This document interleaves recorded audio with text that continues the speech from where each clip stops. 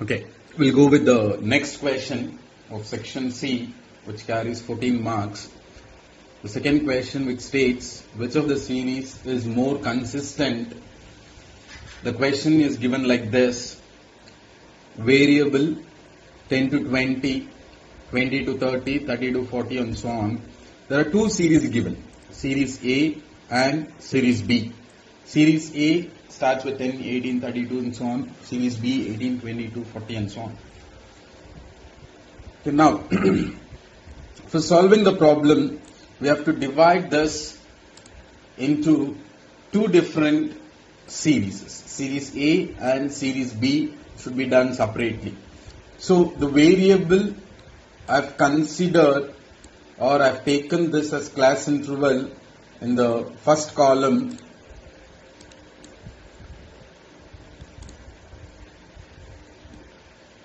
(10 to 20, 20 to 30, 30 to 40, 40 to 50, 50 to 60, and 60 to 70. And series A is nothing but number of, might be students or people or employees. Series A is 18 to 80. So that is nothing but frequency. Frequency 10 to 18 I've plotted in the column, second column. So after getting this, series B we will do it later. Now series A and variable we have taken, that is class interval. As we all know that the x is nothing but the mid value of class interval. 10 to 20 it is 15, 20 to 30 is 25. Similarly, you have to get the mid values for all the class interval. Once after finding the mid value, multiply x into frequency in each column. 10 into 15 is 150. 18 into 25 is 450. Similarly, do it for all the rows. Okay. After finding this, we'll calculate x minus x mean. X minus x mean, in order to find x mean, first we need to know what is the summation of fx and n. I've given the formula of arithmetic mean, summation fx divided by n. So the total of the fx column is summation fx, that will be in the numerator, divided by n as the total of frequency is 140. The total of summation fx divided by 140, you will get mean.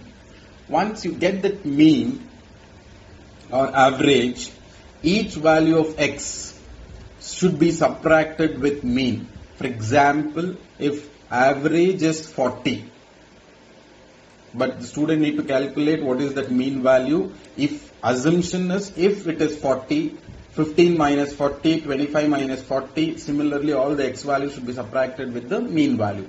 I've just given an example as 40, but it may not be 40. So you have to find out that mean value. After finding out the mean value, each value of x should be subtracted by mean value or arithmetic mean. After subtracting, you will get certain values. This value should be square. For example, if you get here 20 into 20 square. Understood? Here each value of this x minus x column should be squared. After squaring, this value should be multiplied with frequency. You will get the final value.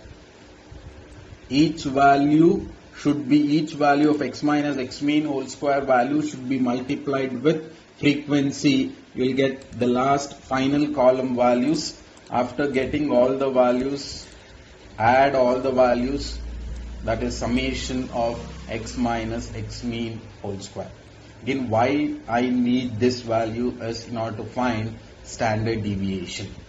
So standard deviation equals square root of summation f into x minus x mean whole square divided by n. So this value, the total of this divided by 140, after dividing square root that value, you will get standard deviation. I think you have already solved the problem of standard deviation, but I forgot to explain you why I need the standard deviation and arithmetic mean. So let us go with the question, which of the series is more consistent?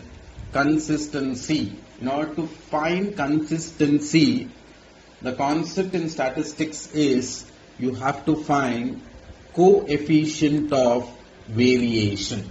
So which variation or the coefficient of variation, that is nothing but the percentage of variation, need to be found so that you will get to know the consistency of these variables. So in order to find coefficient of variation, formula is given as CV equals standard deviation divided by mean into 100. That is the reason why we have calculated mean and standard deviation. Once you know these two values, just apply in this value, CV equals standard deviation divided by mean into 100. CV for A series represent the answer in percentage. I hope you understood the concept. After finding CV for series A, the same or similar table will come for series B. Only difference is the class interval will be same. Only difference is the frequency values of B will be applied here. Again, N is also 140 for series B also. The same procedure, find X. X is the mid value of class interval. Multiply frequency into X. After finding Fx, add all the values of Fx. You'll get the Fx total, summation Fx values. After finding Fx value, the total of Fx value, this will be in the numerator, divided by 140. You will get the mean. N is 140. Summation Fx divided by N, you will get mean. Once you find that mean, X minus mean value. So all the row values, each X value should be subtracted by mean. After finding that, square the values. After squaring, this value should be multiplied with frequency, and again add all the values in the last column. This value divided by N, square root of that will be your standard deviation. Already I have explained in the series A. After finding this, again apply for coefficient of variation formula for the series B. CV equals standard deviation divided by mean into 100. Again you will get an answer for coefficient of variation for B series. So now it is time for the student to compare CV for series A and CV for series B. I have written a note here. Note, if the CV value is more, it means more variation and less consistent. So lesser the CV value, more consistent. So what is the question asked here? Which of the series is more consistent? More consistent. So if you get a series, CV of series A is more and CV of series B is less, then B will be more consistent than A, and vice versa also. If CV of series B is more and CV of A is less, then series A is more consistent. So conclusion, don't get confused. The final answer is this. Lesser the CV value, more consistent. You have to check which CV value is lesser. A series value or B series value.